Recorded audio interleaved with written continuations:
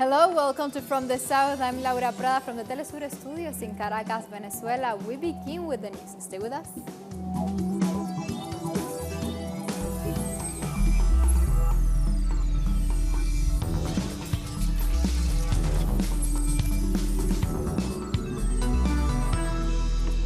We begin in Egypt, where former President Mohamed Morsi has died after fainting in a courtroom.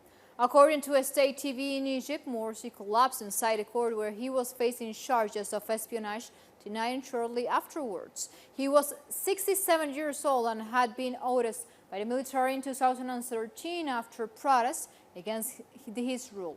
Morsi was a senior figure in the Muslim Brotherhood.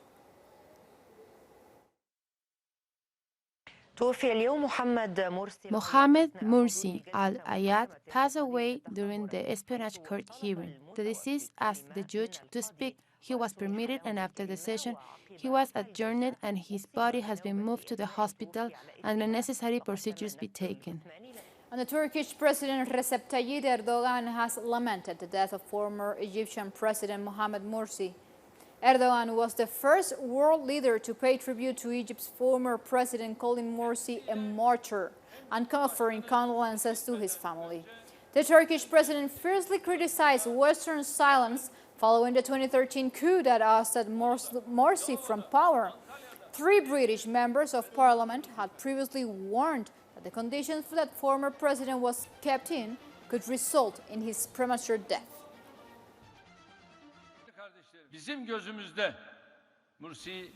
In our eyes, Morsi is a martyr who lost his life while he fought for the cause he believed in.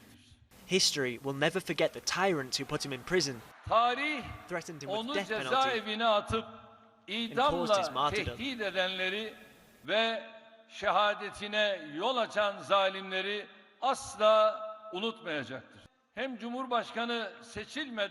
We formed a close friendship with him before he was elected president and preserved it afterwards. Morsi, who was put on trial by a court established by the coup, which sentenced him to death, gave his last breath in a courtroom, and this is a symbol of the cruelty inflicted upon him and his people for years.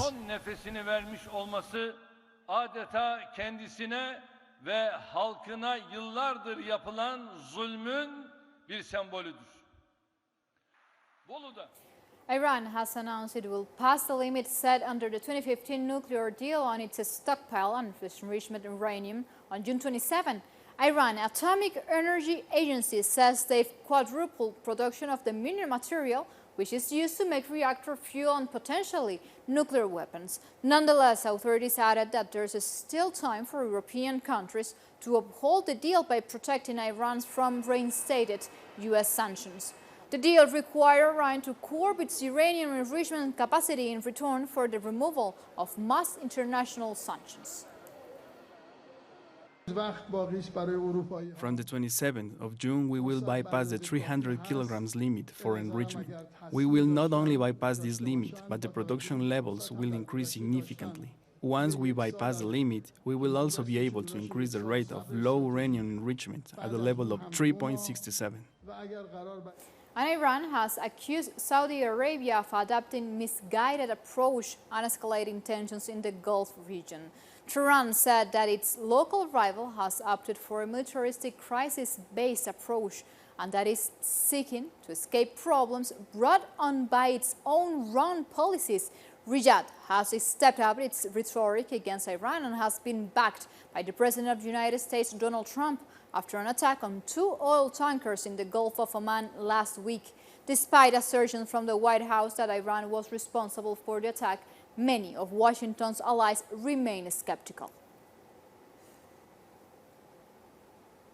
And now we move on to Yemen. United Nations officials have urged for new efforts to bring the conflict in Yemen to an end.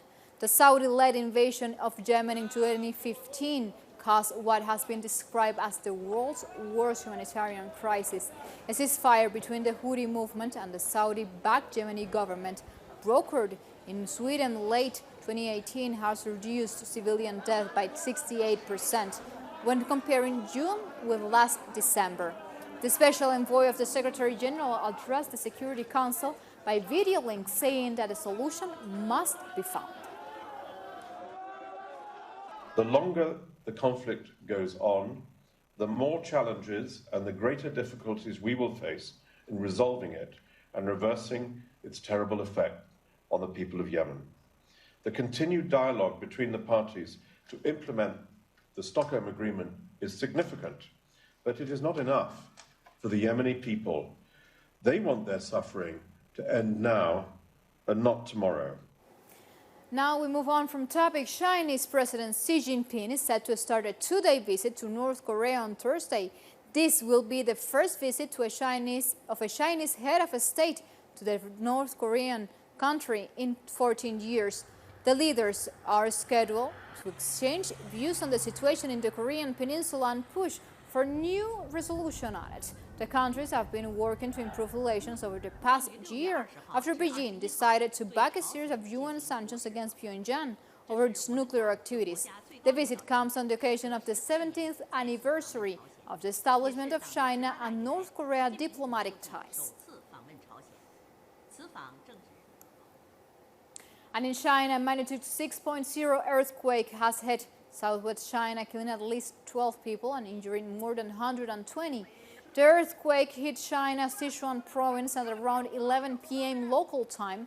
Emergency response teams have been deployed to provide disaster relief, including the delivery of 5,000 tents, 10,000 folding beds, and necessary food and medication. The injured have been taken to hospitals, and no survivors in critical conditions have been reported so far. In India, at least 60 people have died in northeast India from a heat stroke over the weekend. Hospitals were full of patients suffering from heat exhaustion in the region of Bihar as temperatures soared to over 45 degrees Celsius over the weekend. The regional government has ordered all schools to be closed until June 22nd due to the intense heat. India typically suffers from water scarcity during the summer months, but this year the situation is much worse due to the less than normal rainfall in the 2018 monsoon region. And now we talk about the visit Colombia President Iván Duque is doing to United Kingdom, because when he arrived on his official visit, he was received by protesters outside the Colombian embassy in London. Asesino, asesino, asesino, asesino. As we are hearing, protesters shouted "Murder" at Duque as he entered the embassy before he set off to meet with outgoing Prime Minister Theresa May. Duque has objected several parts of the 2016 peace agreement, and the death toll of social leaders in Colombia rises every day. Protesters held signs with the names of hundreds of social leaders that have been killed so far in this year 2019 in Colombia.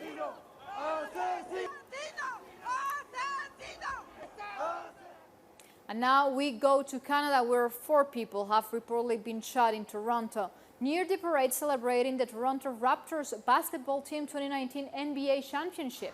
The Toronto police confirmed the shooting took place at Nathan Phillips Square on 4 in the afternoon local time. Authorities arrested 2 people with firearms, and medical personnel attended the injured. Footage on social media showed hundreds of people running to safety as over 1 million celebrated on the streets. Time for a first break here from the South. Make sure you follow us on Twitter at Telesur English and on my account, as you have seen it, at Laura P. Telesur. Stay with us.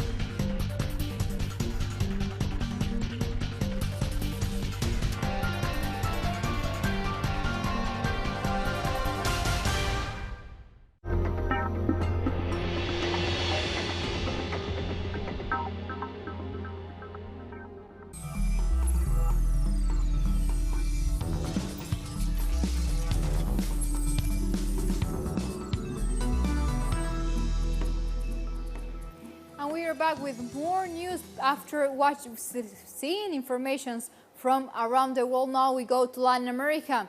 The Mexican President Andrés Manuel López Obrador said his country could win a trade war with the United States, but it would be a Pyrrhic victory.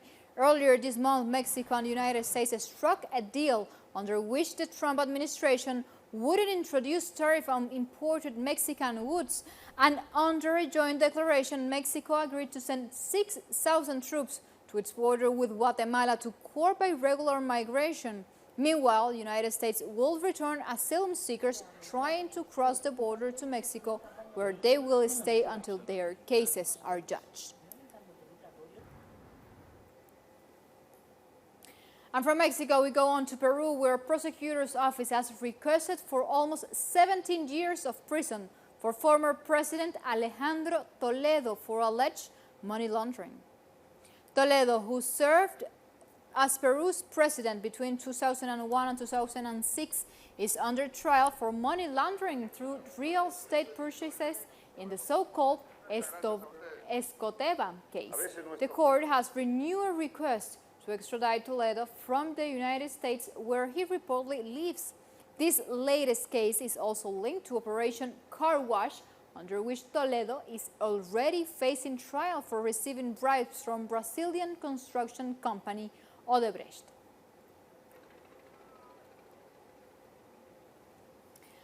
And authorities have reportedly managed to restore power following a massive outage that left tens of millions in Argentina, Uruguay and Paraguay without electricity. Our correspondent in Asunción, Paraguay, Osvaldo Sayas, has the information, the report. Next, welcome Osvaldo. Greetings from Asunción, Paraguay. Yesterday, the South American country was affected by the massive power outage in Argentina, which affected several provinces in the country and all of Uruguay. In Paraguay, the two departments of Genbocu and Misiones were affected, as was reported by the National Administration of Electricity. Several districts of these departments were left without electricity for around half an hour. On the other hand, the drama of the floods continues. Only in Asunción, 13,000 are still living in shelters due to the rising water in the Paraguay River. The Department of Medical Emergencies, as well as the municipality of Asunción, have around 100 shelters where families are living due to this problem. The National Department of Meteorology reports a significant decrease in the level of the river and is now at the level it was at 1 month ago. However, this decrease and projection does not allow the families to return to their homes. Other departments are also affected by the rising of the rivers, the main ones being the Paraná and the Paraguay rivers. Some of these departments are under a 90-day emergency declaration. So, according to authorities, although the rivers are returning to their levels, families cannot go back to their homes to carry out their normal lives. This is all we have from here. Back to the studios.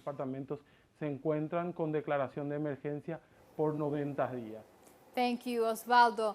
And we stay in Paraguay because 10 prisoners have been killed in Paraguay and another 10 were injured during a riot in the San Pedro prison. Authorities say a fight broke out between two criminal groups, the First Command of the capital and the Rotela clan, lasting for 3 hours. After the incident, the Paraguayan Justice Minister, Julio Javier Rios, dismissed the director of the prison. The minister said frequent irregularities contributed to the riot. And now we move on to Venezuela, where Minister of Communication Jorge Rodriguez held a press conference releasing new evidence regarding corruption by the Venezuelan opposition. Rodriguez demonstrated screenshots of WhatsApp messages between Juan Guaidó, Leopoldo López, and other opposition figures, implicating them in a series of acts of corruption. The minister said that the situation has become so grave that even the media, which is typically pitted against the government, has recognized the criminal activity. This includes the financing of destabilization attempts from Colombia. The government says that the intention was never to provide humanitarian aid.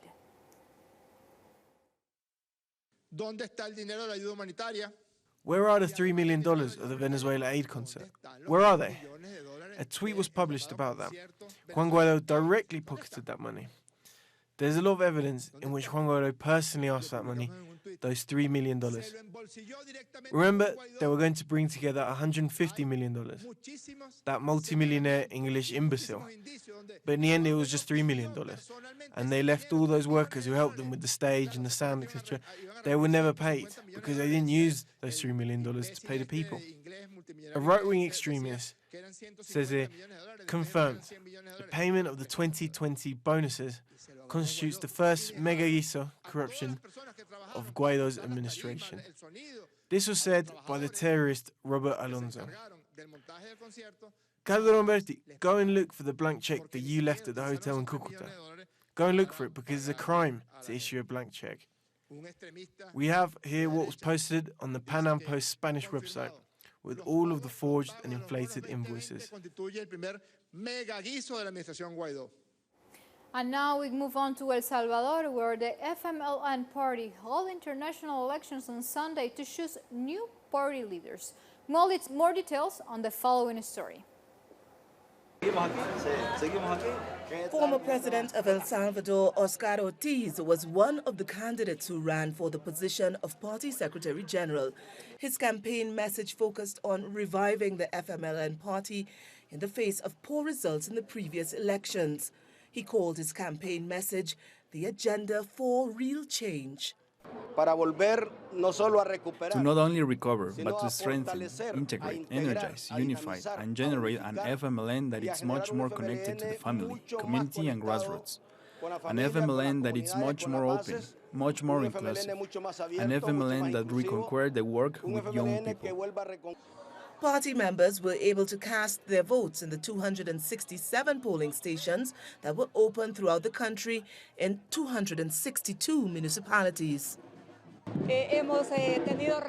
We have had reports from the 14 departments. There is a great influx of voters. That is important for us, to emphasize that there is a lot of combativity, a lot of joy, a lot of enthusiasm. And it is worth highlighting for those who consider that the FMLN is dead. We are more alive and red than ever. Voting began at 8 a.m. and the polls closed at 4 p.m. In these 8 hours, members of the FMLN sought to give a new pulse to the party, with focus not only on giving the party a new direction, but also on generational change in leadership, which was demonstrated by an increase in the number of candidates running for political office for the first time. A new leadership that is going to be renewed by 60 to 70%, not only with young people, but also with many women, many revolutionaries of different generations, and other comrades who have returned to register. That is to say, a recomposition is being made, but with a cause. This year's election was tightly contested, and for the first time in history, there was a female candidate running for the position of Secretary General. The Electoral Commission was expected to announce the victorious candidate for the position of party's Secretary General by Sunday evening. The results for the other positions are expected to be announced in the coming days. With these images, we go to a second and very short break. Stay tuned.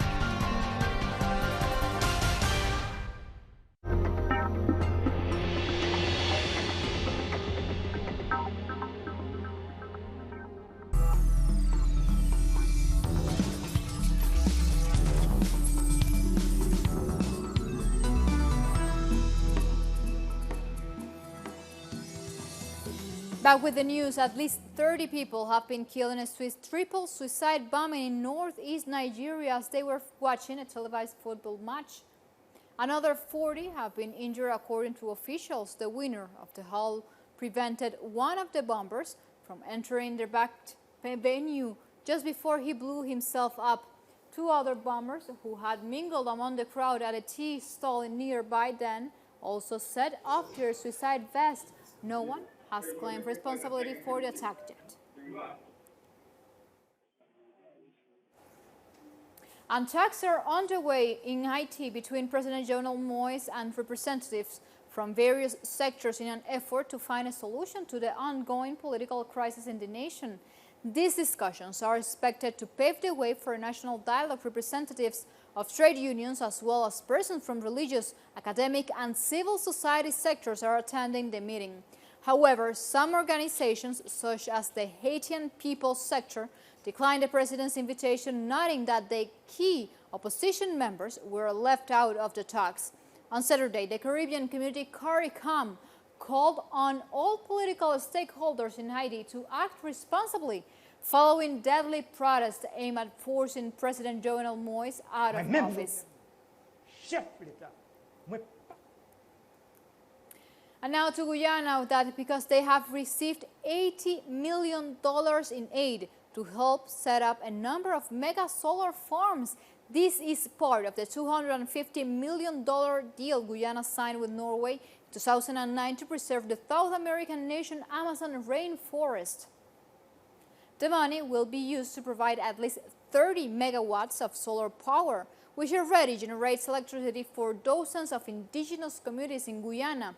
The country is trying to reduce its dependence on fossil fuels, although it will likely become an oil producer by 2020, following recent discoveries of large quantities of oil and gas. I'm quite pleased to say that the UAE fund funding has been approved, and then with that funding we are seeking to make Wakenham one of the first totally green off-grid centers. That will be a hybrid system. And the St. Kitts and Nevis Prime Minister Timothy Harris has held bilateral talks with Jamaican counterpart Andrew Holness. The two Caribbean leaders also addressed a number of matters of regional importance. The brief discussions were held while Prime Minister Harris was on an official visit to Jamaica.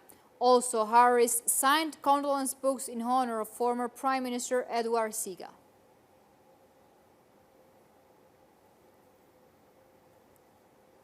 And Cuba's Foreign Minister Bruno Rodriguez's next stop of his official tour around the Caribbean, which began a week ago, was Barbados. The top diplomat took to Twitter to post about his meeting with the Governor-General of Barbados, Sandra Mason. Activities this Monday started early in the day when Rodriguez paid tribute at the monument that remembers the victims of the terrorist attack on a Cubana Air Flight 455 that crashed into Barbadian waters and claimed the lives of 73 innocent people in 1976. He also met in the afternoon with Prime Minister Mia Mottley. With this information, we come to the end of this news brief, but you can find this and much more other stories on our website. As you are seeing it, telesurenglish.net, where you can find opinion articles, watch special interviews, and find much more information that we have produced especially for you. As we say, you can always continue with us with Telesur, connecting the global south. Until next time, thank you for watching.